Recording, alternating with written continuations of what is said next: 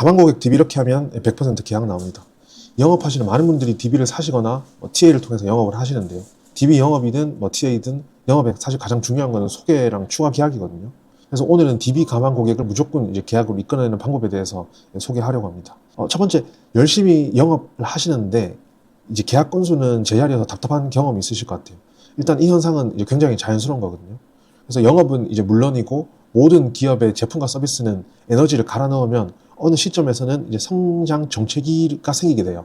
그래서 이 성장 정체기인 이 캐즘을 어떻게 하면 잘 극복하는지가 이 계약률의 최대 관건인 것 같아요. 그래서 이 그래프를 보면 것과 같이 처음에 어느 정도 이제 영업을 열심히 하게 되고 인풋을 갈아넣게 되면 계약이 많이 나오게 돼요, 예전보다. 근데 이 계약이 많이 나오는 상태에서 다시 똑같은 에너지를 넣었음에도 불구하고 제자리로 돌아가게 되거든요. 그래서 시장에서 보통 보편적으로 얘기하는 게 이게 성장 정체기인 캐즘이라고 얘기합니다. 그래서 이 그래프를 보시면 처음에는 이제 에너지를 갈아 넣으면 성장을 하게 되죠. 이제 영업에서는 계약 건수가 점점 높아지게 되죠. 근데 같은 에너지를 넣어도 어느 순간에서는 성장 정체기를 만나게 돼요. 그 이후에 다시 성장 정체기를 어느 순간에 극복을 하고 다시 성장을 하게 되면 어느 순간 다시 또 정체기를 만나게 되고요. 그래서 성장 정체기, 성장 정체기 이거를 계속 반복하면서 이제 성장을 해 나가게 됩니다. 그래서 이 개념을 설명드리려면 제가 말씀드려야 될 게 약자로 CC라고 얘기하는데 캐링 캐파시티라고 얘기하거든요.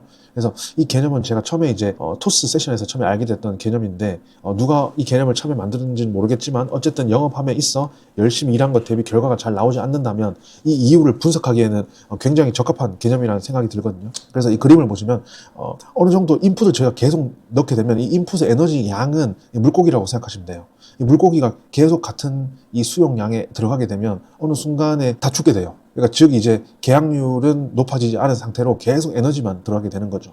그러면 저희가 이 캐링 캐파시티를 수용량을 늘리려면 결국에 이 어항의 크기를 키워야 돼요. 그래서 이걸 좀 도식화한다면 처음에 저희에게 상담 문의를 한 고객이 이 물의 양이라고 볼게요. 그리고 나서 이 우물에 고일 수 있는 최대 수용량이 저희의 성장 한계치예요.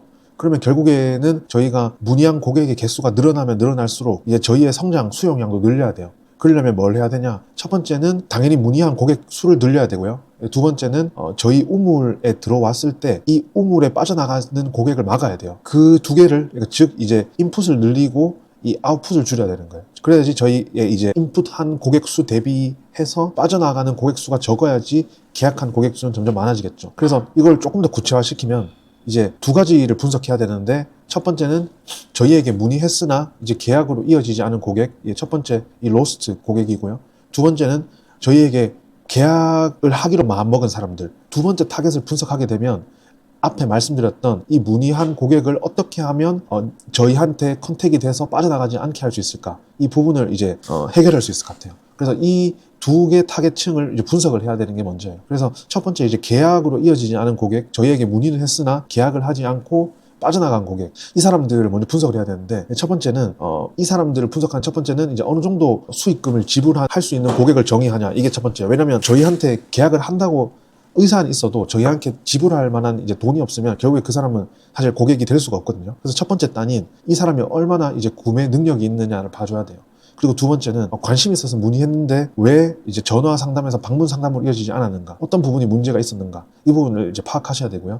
세 번째는 이제 방문 상담을 했는데 이제 어떤 부분을 만족하지 못해서 계약을 하지 않았는가, 이제 이 부분 세 개, 결국에 요거 세 개를 분석하게 되면 앞전에 말씀드렸던 빠져나가는 고객 수를 줄일 수 있어요.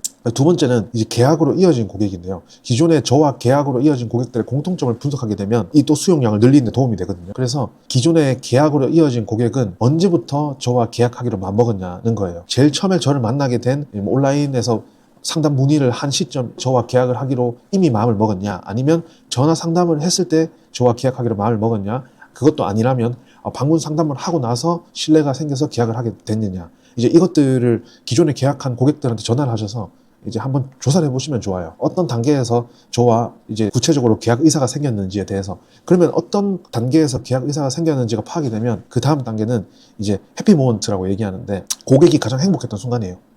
이것도 앞전이랑 거의 비슷한 개념이긴 한데 저희 홈페이지나 인스타나 블로그에서 저희 광고를 처음에 봤을 때 이 문구라면 내가 가지고 있던 문제점을 해결할 수 있을 것 같다. 또는 전화 상담을 통해서 신뢰감이 생겨서 이런 분이라면 내가 내 문제를 해결해 줄 수 있을 것 같다 라는 것들을 고객에게 수요 조사를 하는 게 좋아요. 그래서 결정적으로 이제 제일 마지막 단계인 이제 이 사람들이 계약하기 전에 했던 행동, 그 행동의 공통점이 뭔가, 그리고 그 행동의 공통점과 그 타이밍의 공통점이 뭔가, 이걸 분석해야지 결국에는 고객을 저희가 수용할 수 있는 수용량을 늘리는 것, 즉 이제 계약 전환율을 늘릴 수 있거든요. 그래서 요 두 가지를 이제 포인트를 저희가 알게 되면, 첫 번째 이 고객이 들어오는 문의를 늘릴 수 있고요. 그리고 문의는 했는데 계약하지 않고 빠져나간 고객의 유출 수를 줄일 수 있어요. 그래서 저희는 단 두 가지 행동만 하면 돼요. 저희한테 들어오는 문의 수를 늘리고, 문의하고 나서 유출되는 고객 수를 줄이면 돼요. 요 두 가지, 인풋과 아웃풋, 요 인, 아웃 두 개만 잡으면 저희 계약률은 자연스럽게 올라가게 됩니다.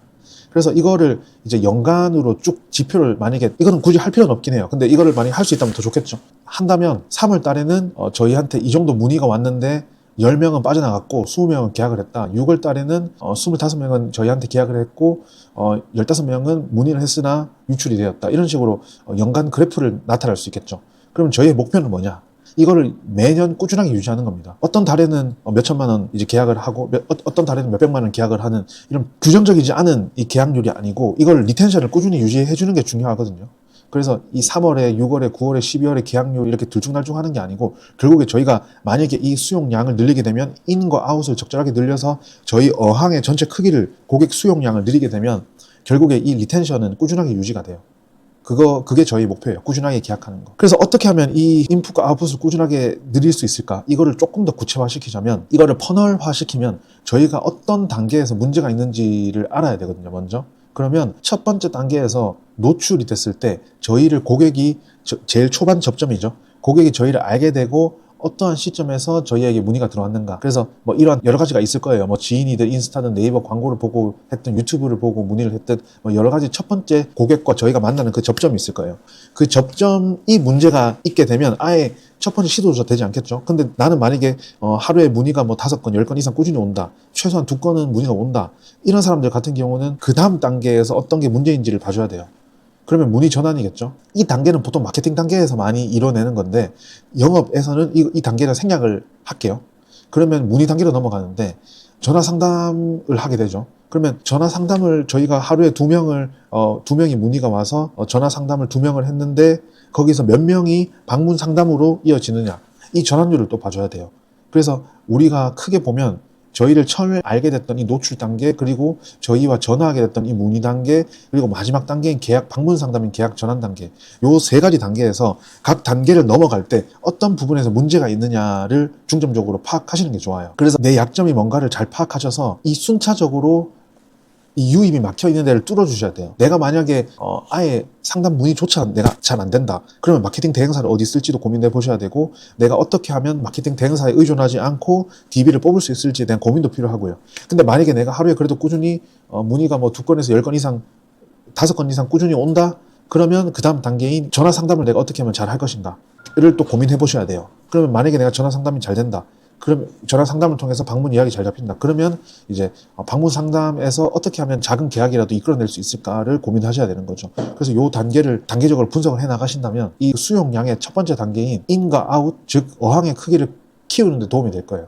이제 이 수용량이 충분히 저희가 키워지면 그 두 번째로 해야 되는 거는 핵심 고객을 정해야 돼요. 왜냐면 저희가 충분히 이 계약까지 간 고객들 뭐 30명, 50명, 100명 이상의 고객이 계약한 경험이 있으면 저희가 그 다음 단계 해야 되는 거는, 물론 인풋과 아웃풋을 늘리는 것도 중요한데 저희랑 계약한 고객들의 공통점을 낱낱이 분석해야 돼요. 그게 기업이나 개인이나 단체냐에 따라서 그 핵심 포인트는 달라질 수 있겠죠. 그리고 이 핵심 고객들이 가지고 있는 불편한 점이 뭔가, 그리고 이 사람의 재정 상태, 이 사람의 이 전체 라이프 사이클에서 봤을 때, 전체 인생에서 봤을 때 얼마의 금액을 총 저희에게 지불할 수 있는 능력이 되느냐, 이거 당연히 봐줘야 되고요. 그리고 이 사람의 라이프 스타일이 어떤지 이것도 봐줘야 돼요. 이 총체적인 것들을 봤을 때 내가 타겟으로 해야 되는 핵심 고객은 이 사람이다 라는 걸 알 수 있게 되죠.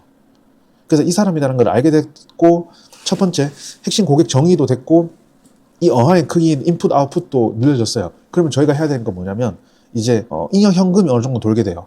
그러니까 여유 자본이 돌게 돼요. 그러면 이 돈을 저희 브랜드 마케팅에 쏟게 되고, 고객 경험은 좋아지게 되고, 계약 건수는 늘어나게 되는, 계속 이 선순환이 반복돼서 계속해서 캐링 캐파시티, 즉 이제 성장 수용량이 계속 늘어나게 되는 거죠.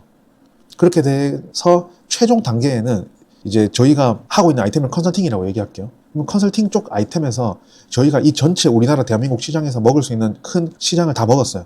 그러면 그 다음 단계는 어떻게 보면 더 이상 이 고객이 많이 들어와도 저희의 수용량이 크기 때문에 충분히 다 채울 수 있어요. 그러면 저희가 그 다음 단계 해야 되는 건 뭐냐면 다른 어항을 만들어야 돼요. 즉 이제 컨설팅이라는 어항이 있으면 그 이후에 저희가 다른 어항은 뭐 건강이나 아니면 상해 같은 이 손해보험이라는 어항을 또 만들어야 되고요. 또 이 어항이 꽉 찼으면 그 다음에는 생명보험 같은 어항을 또 만들어줘야 되는 거죠. 그렇게 함으로써 계속 이제 시장 확장성을 가지고 갈 수 있는 거예요. 그래서 만약에 지금 이때까지 제가 말씀드린 이제 이런 수용량을 늘리는 방법, 그리고 어떻게 하면 영업에 시간을 투자한 만큼 계약률이 올라가는 방법이 궁금하시다면 이제 아래 댓글에 링크 남겨놨으니까요. 영업 관련 정보 얻어가시고 도움 받아가시면 좋을 것 같습니다. 감사합니다.